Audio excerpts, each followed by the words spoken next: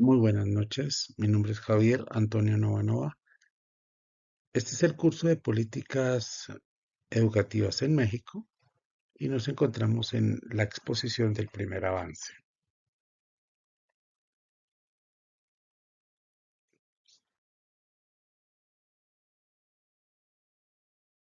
Le hemos denominado este proyecto Perspectivas comparadas de la política educativa en México y Colombia, del nacionalismo a la formación tecnológica.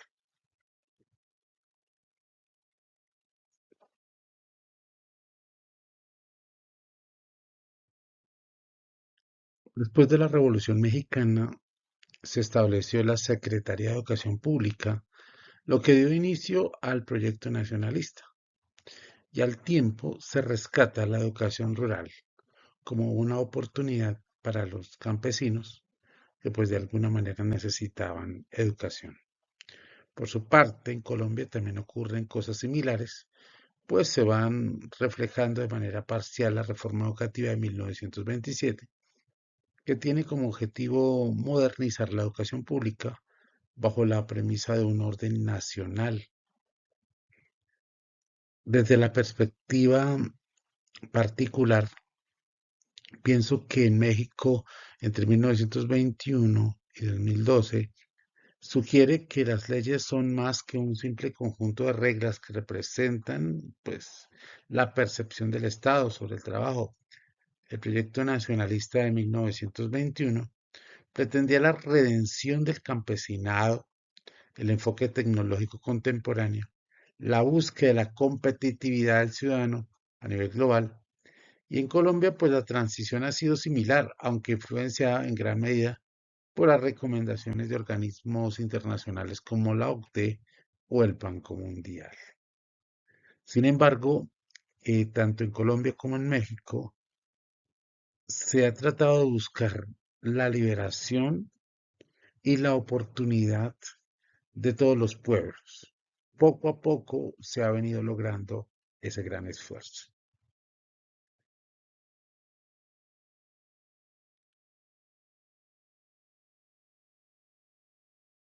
En México fue el inicio del Instituto Politécnico Nacional IPN en 1933. Según Valencia Flores del 2020, el IPN se convirtió en el núcleo para organizar la enseñanza técnica.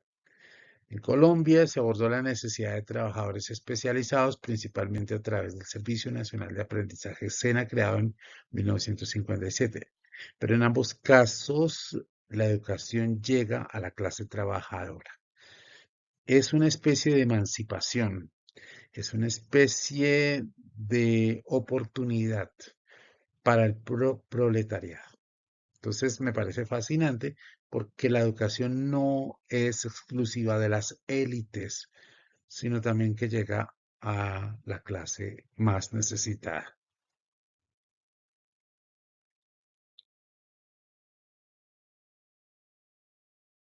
Un cuadro comparativo entre México y Colombia. En México hay una ley de educación desde 1921 hasta el 2012, en Colombia la ley 115 y la ley 30, que son particularmente las que regulan la educación. La temporalidad e institucionalización desde 1921, la obligatoriedad de la educación media en 2012. En Colombia, la reforma en 1903, la ley 115 en 1994 y la ley 30 en 1992. Esto facilita de alguna manera que se hable de educación en todas las edades, en todos los ciclos del desarrollo humano. Hay unas características, es el modelo bivalente en México, fuerte vínculo con la industrialización, y en Colombia, pues la consolidación del SENA como esa educación técnica formal de los colombianos trabajadores, de la clase trabajadora. El contexto político en México, la hegemonía de un partido de Estado, educación como motor para la justicia social, mientras en Colombia la constitución política habla de un Estado social de derecho, donde se garantice los derechos para todos los ciudadanos sin excepción alguna. En la agenda pendiente queda superar la dispersión administrativa y mejorar la vinculación productiva. Y en México y en Colombia la articulación efectiva entre el SENA y las universidades, dando calidad y también oportunidad para las periferias.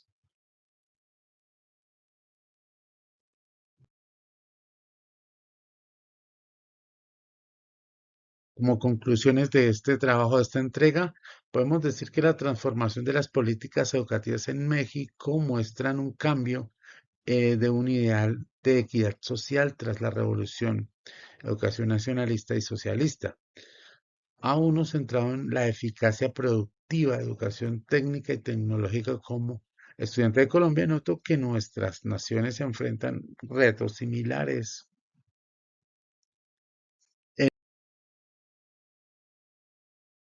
En México, el Instituto Politécnico Nacional unificó la tradición ingenieril con las artes manuales, pero la fragmentación actual de las normas pone en peligro esa unidad. En Colombia, el sistema sigue siendo intentado encontrar una conexión efectiva para que la educación técnica no se considere como una opción inferior.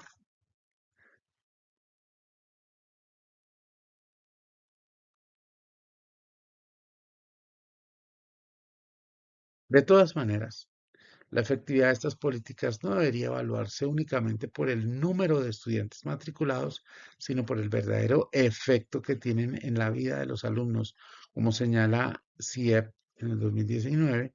Si hay una reducción en el presupuesto mientras se incrementa la obligatoriedad, la calidad de la educación suele ser lo primero que se sacrifica, desafortunadamente.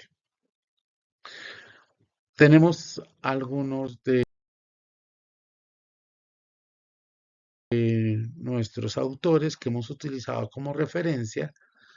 Entre ellos hemos consultado Boletín de Educación Tecnológica, Origen, Situación Actual y Presupuesto en la Ciudad de México, del Centro de Investigaciones Económica y Presupuestaria. También del Congreso de la República de Colombia, la Ley 115 de 1994, donde se expide la Ley General de Educación. Lazarín en 1996 nos habla de educación técnica y modernización en México. Ruiz en el 2011 nos habla de la educación superior tecnológica en México. Valencia Flores, la construcción del Instituto Politécnico Nacional en México.